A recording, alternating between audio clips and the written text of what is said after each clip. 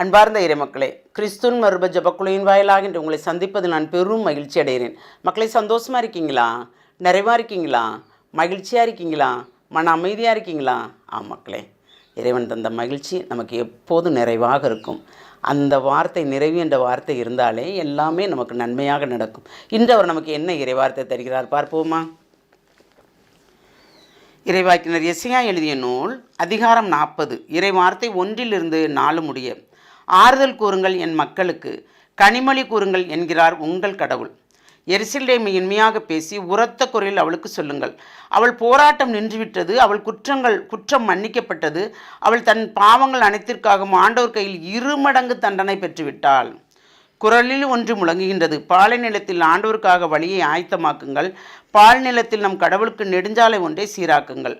பள்ளத்தாக்கு எல்லாம் நிரப்பப்படும், மலை குன்று யாவும் தாழ்த்தப்படும், கோணலானது நேராக்கப்படும், கரடு முரடானவை சமதளமாக்கப்படும்.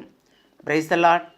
ஆறுதல் கூறுங்கள் என் மக்களுக்கு, கனிமொழி கூறுங்கள் என்கிறார் ஆண்டவர்.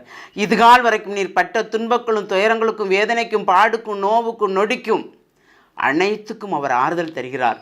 ஏனென்றால் இறைவன் படைத்தவர் நம்மளை பொன்னும் பொருளையும் வைத்து, அதாவது பொன்னையும் வெள்ளியும் புடமிடுவது போல் துன்பமென்று, அந்த ஒடுக்குதல் என்று, துன்பமென்ற அப்பமும் ஒடுக்குதல் என்ற நீரையும் கொடுத்து நம்மளை புடமிட்டார் அல்லவா?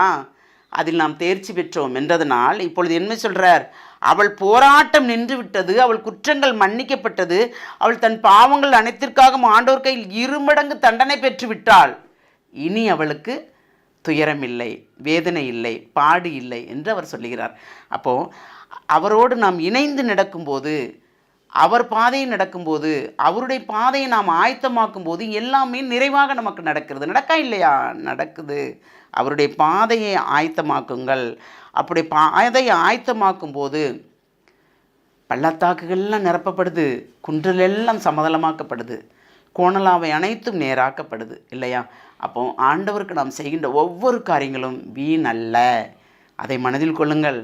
நான் ஆண்டவருக்காக தானே பணி செய்கிறேன், ஆண்டவருடைய திட்டத்தை தானே நான் கேட்டு நடக்கிறேன், எனக்கு இவ்வளோ துன்பங்கள் வருதே, துயரங்கள் வருதே, ஏற்றுக்கொள்.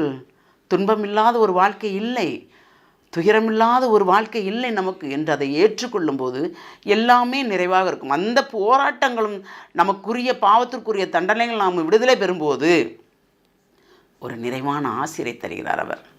இந்த ஆசிற்காக தானே இவ்வளோ போராட்டம் இல்லையா? அவரிடம் பெற்றுக்கொள்வதற்கு, அவரோடு இணைந்து நடப்பதற்கு தானே இந்த போராட்டம்.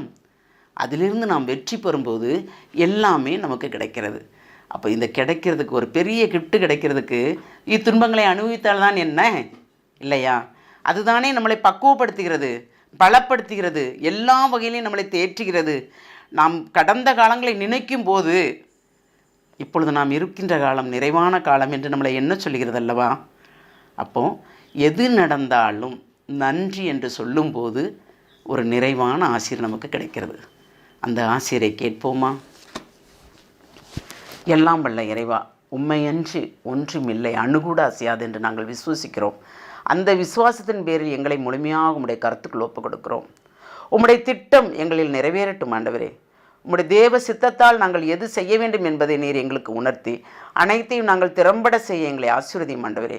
ஆமாண்டவரே, உம்முடைய கிருபையும் உம்முடைய வல்லமையும் உம்முடைய ஆற்றலும் உம்முடைய செயல்பாடும் எங்களிடம் பூர்ணமாக விளங்கும்படியும் பிறர் அதை கண்டுகொள்ளும்படியும் நீர் எங்களை ஆசீர்வதிக்கிற அந்த கிருபைக்கு நன்றி. இதுகால் வரைக்கும் நீர் எங்களை ஆசீர்வதித்தீர் ஆண்டவரே. கண்ணுக்குள் வைத்து எங்களை பாதுகாத்தீர் ஆண்டவரே. இனிமேலும் நீர் பாதுகாப்பீர் என்று நாங்கள் விசுவசிக்கிறோம், நம்புகிறோம். அந்த நம்பிக்கையில் எங்களை முழுமையாக உம்முடைய இரக்கத்துக்குள் ஒப்புக் கொடுக்கிறோம். ஜெபம் கேட்கும் நல்ல பிதாவே. ஆமேன், ஆமேன், ஆமேன்.